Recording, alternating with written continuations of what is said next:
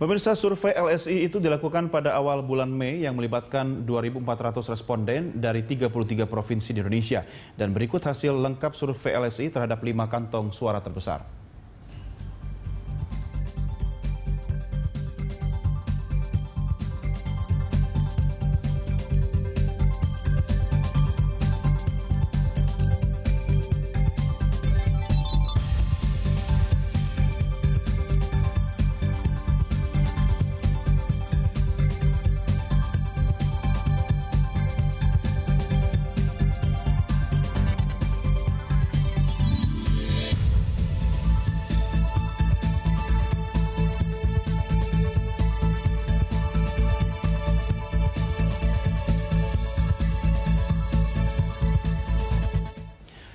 Baik pemirsa, untuk membahas hal tersebut terkait dengan hasil survei dari Lembaga Survei Indonesia, di studio telah hadir peneliti LSI Ruli Akbar. Mas Ruli, terima kasih bersama kami. Ya. Ini mesin politik versus pesona. Bagaimana ini komentar Anda? Ya, kalau dari hasil survei sendiri pun juga terlihat sekali bahwa masyarakat sekarang 56% lebih memilih calon presiden atau calon wakil presidennya berdasarkan kedekatan secara kepribadiannya, bukan melalui program-programnya.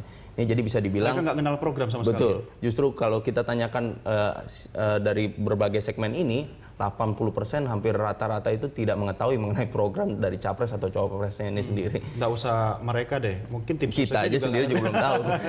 Nah, yang menarik begini, kalau kita mapping berdasarkan kantung-kantung suara, apakah bisa diamini ketika misalnya di komunitas NU itu Jokowi JK 34% ya, lebih besar dibanding Prabowo Hatta. Ini artinya di komunitas NU yang ada di Jawa Timur, Jawa Tengah, atau seperti apa nih?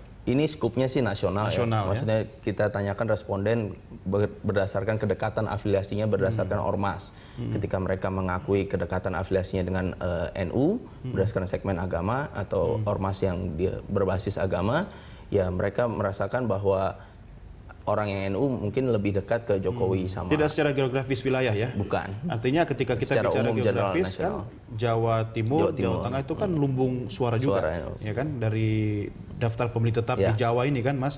Nah, kemudian kalau kita bicara dari organisasi selain NU, ada juga Muhammadiyah. Ini basisnya ternyata dipimpin oleh Prabowo Hatta. Ya. Ini berbagi organisasi.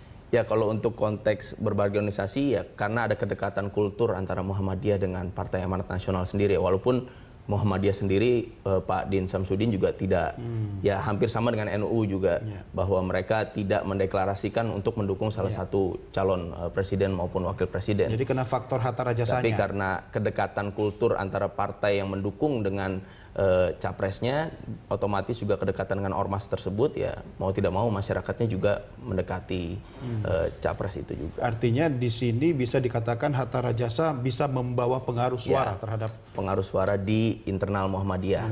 Masyarakat yang berafiliasi dengan Muhammadiyah. Tapi Muhammadiyah sendiri base-nya hanya 9,3%-an. Berbeda jauh dengan NU yang hampir 30% lebih. Ya, ini nasional ya kita bicara nasional, ya. Tapi basisnya sendiri Muhammadiyah kalau bisa diteliti lebih detail lagi, apakah ini memang ada di Jawa atau luar Jawa sebenarnya? Kalau untuk basis paling terbesar memang masih tetap di Jawa. Karena konsentrasi semuanya juga masih di Jawa. Artinya minimal mampu menyumbang suara juga kepada pasangan Prabowo Hatta. Nah, yang menarik nih Mas Ruli, kalau kita bicara tentang popularitas kedua pasangan capres-cawapres ini di kalangan buruh gitu kan. Seperti kita ketahui masing-masing pasangan ini memang aktif mendekati para buruh. Tapi apa yang menyebabkan sehingga Jokowi JK memiliki keunggulan dibanding Prabowo Hatta?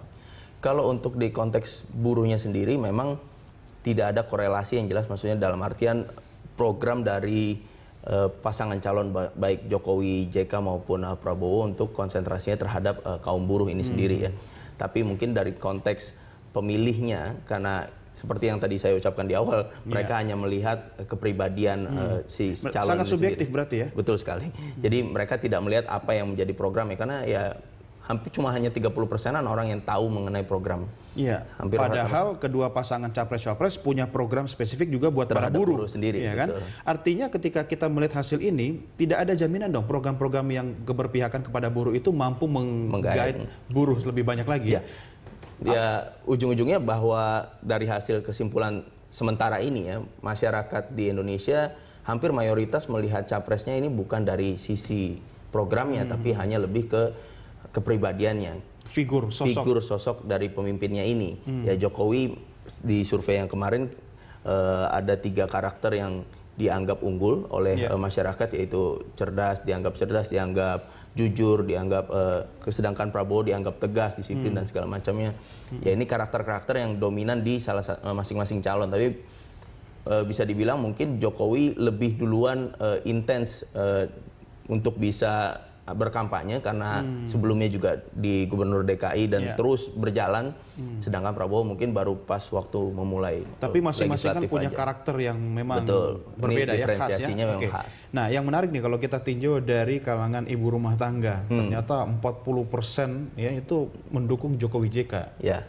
Ini figurnya JK Jokowi lagi kah atau seperti apa ini sosok yang dapat penilaian dari ibu-ibu rumah tangga? Kalau untuk ibu-ibunya sendiri memang tidak ada yang bisa kita gambarkan. Maksudnya dalam artian ibu-ibu sekarang lebih suka gaya-gaya lelaki seperti Jokowi atau lebih suka lelaki seperti Prabowo gitu kan. Tapi memang konteksnya lebih ke kepribadiannya Jokowi mungkin dianggap satu hal yang fenomenal kan, karena ibaratnya ini kan rising star yang dari Solo ke Jakarta sekarang. Bukan karena ibu ini ikut suaminya gitu ya? Mungkin saja. Karena mungkin Mas Ruli ingat tahun 2004 ketika fenomena SBY juga sama seperti Jokowi sekarang ini kan banyak digandrungi oleh kaum hawa gitu kan. Kira-kira ada kemiripan nggak dengan 10 tahun lalu? Kalau untuk konteks ini saya rasa sih kalau SBY dulu memang figur yang istilahnya lengkap lah dalam artian secara kapabilitas, secara akademik maupun secara penampakan pun juga untuk segmen hawa juga ini menarik. Tapi kalau untuk Jokowi memang kalau bisa dibilang dari segi penampilan dan segala macamnya mungkin bukan menjadi tipenya ibu-ibu, tapi mungkin ibu-ibu punya sisi mental atau sisi perasaan yang lain ketika mereka melihat pemimpinnya dengan karakter seperti Jokowi. Iya, dan ini kan dalam periode LSI melakukan survei ini, apakah ada perbedaan ketika masa survei itu dilakukan dengan kalau dilakukan sekarang hasilnya? Ya, kalau berjalannya waktu otomatis akan ada perubahan ya. Apa yang membuat itu bisa berubah? Otomatis informasi yang masuk ke pemilih, misalkan ada black campaign kah atau negatif campaign kah terhadap kandidat yang didukung atau segala macamnya. Terus juga adakah program yang bombastis yang nantinya akan dikeluarkan oleh kandidat atau visi misi yang akhirnya mengikat para banyak pemilih sehingga akhirnya pemilih mengganti pilihannya. Masih bisa berubah ya? Masih bisa berubah. Masih ada waktu 40 hari juga? Bisa dibilang undecided voternya masih 40%. Juaranya sebenarnya masih swing voter ini. Iya. Akhirnya kita tunggu lagi hasil survei LSI berikutnya seperti apa. Betul. Mas Ruli, terima kasih sudah bersama kami. Sama-sama. Sampai jumpa Mas.